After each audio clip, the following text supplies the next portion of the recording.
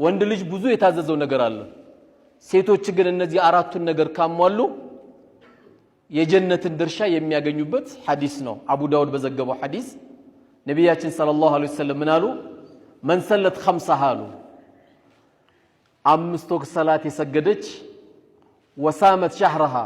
ረመዳንን የጾመች وعطات زوجها ባሏን የታዘዘች يقال لها ለሷ ይባልላታል ادخلي ግቢ جنة ግቢ ይሏታል من اي باب شئت በፈለግሽው በር የጀነት በሮች ስንት ናቸው 8 ናቸው በፈለግሽው ግቢ ይሏታል አንድ ወንድሜን ሐዲስ ሰማና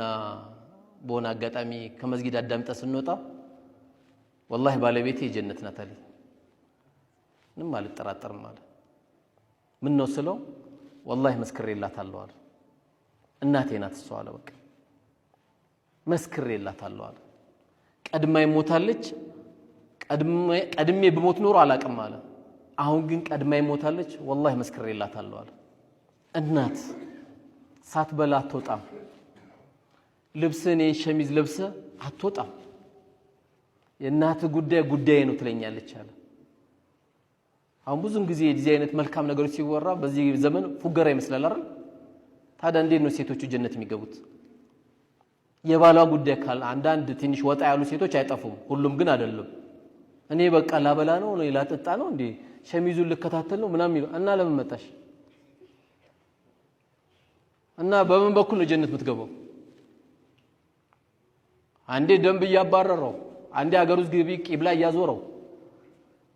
አንዴ በራካፋ አካባቢ ሱቁ ጋር ችግር እየፈጠሩበት ይሄ ሁሉ መከራውን አሳልፎ የመጣ ባል እና በምን በኩል ነው ጀነት የምትገቢ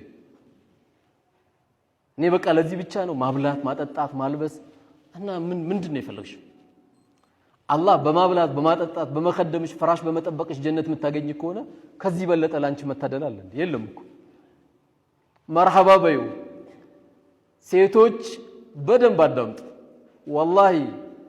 እሺ የሚል ነገር ከለመዱ ጀርባቸው ላይ ሺ ነገር ባላቸው ይሰጣቸዋል አንድ እኮ አይደለም ሺ እሺ ውስጥ ሺ ስላለ ከተኮፈሰች እኩል ምታወራ ከሆነች እሺ የሚል ቃል የሚርቃቸው ከሆነ የመኖር ዋስተናዋ ቤት ውስጥ በጣም ከባድ እሺ ስትል ትገላለች ንብረት ደብቆኝ ምን ደብቆኝ ያሉ ተረት ከማውራት